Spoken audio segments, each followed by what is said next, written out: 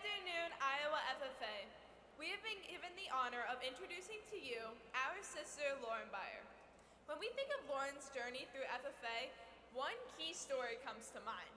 When Lauren was just a sophomore in high school, she joined our chapter's parliamentary procedure team and loved it.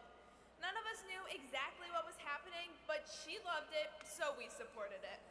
However, that year we may have accidentally scheduled our family vacation the same weekend as her district convention, where her team was going to compete. She made the decision to stay home and miss our trip so that she could be there for her team. At the time, we didn't understand why this event meant so much to Lauren. Why would she sacrifice her vacation for this convention? Fast forward 3 years, we are able to look back on this moment and understand why Lauren did what she did. Over the years, we have been able to watch Lauren grow into a mentor, role model, and leader through FFA.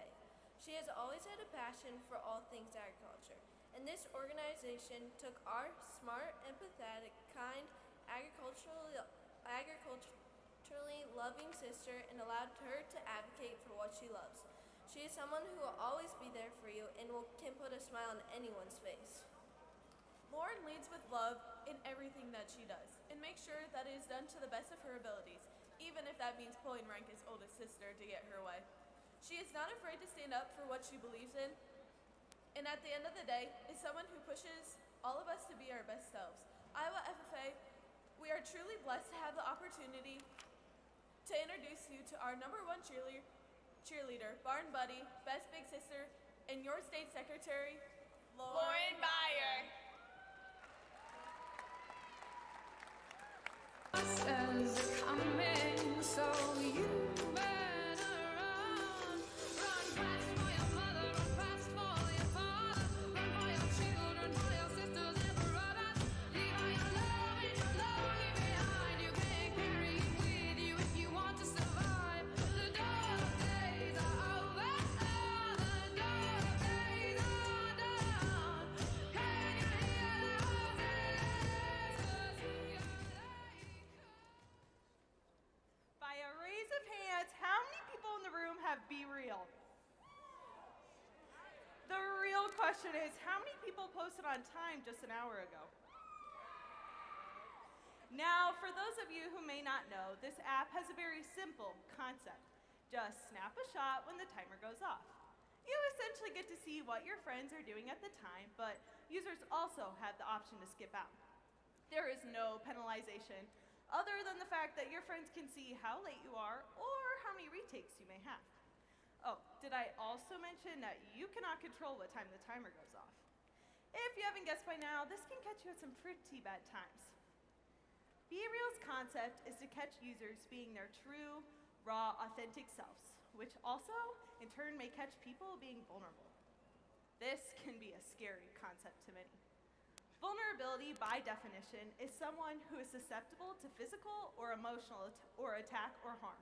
But in my book, it means a whole lot more than just that. You see, vulnerability can also be represented by having an open mind, accepting change, or even anything that makes you feel alone, exposed, or frustrated.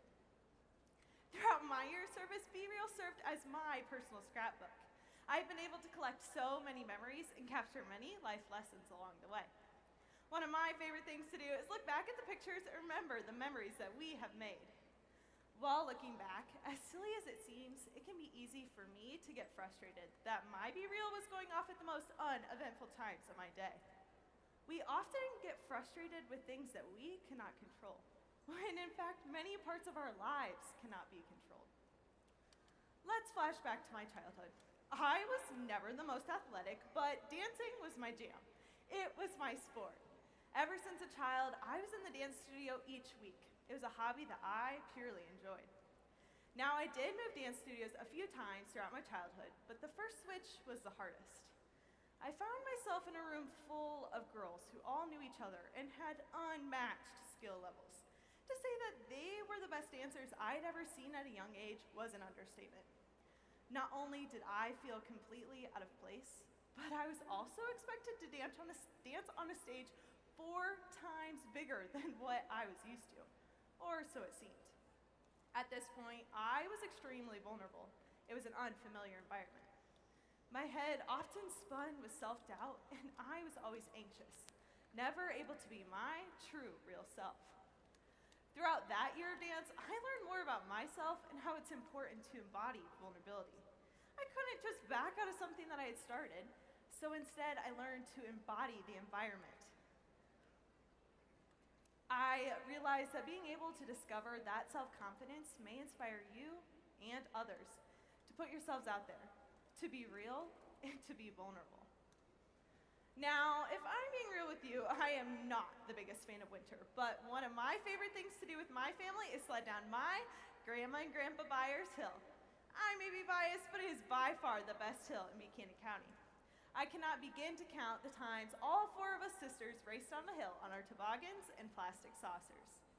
One time, Lindsay and I were geared up and ready to race. If my dad taught his daughters anything, it is that competitiveness is key. The snow was fresh from the night before, and we had made the trek to the top of the hill. I was fully confident and ready to leave Linz in the dust, as I had navigated this hill time and time before. I thought that I knew the best path that would get me to the bottom the fastest and the furthest. 3, 2, 1, go. Lindsay and I jumped on our sleds and started barreling down the hill. I could barely see as there was snow flying in my face, but we were laughing all the way down. As soon as we started to slow, I looked ahead, only to see that Lindsay was 30 feet ahead of me. What happened? Soon, I realized that on my way down, I had hit a rock and veered far off the original path, while Lindsay came across no obstacles. The rock was right in my intended path, and I had no idea or control.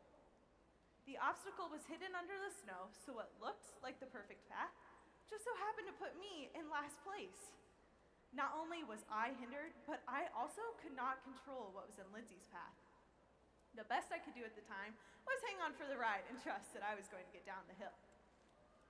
If we can control every moment in time, how are we expected to be our true, real selves?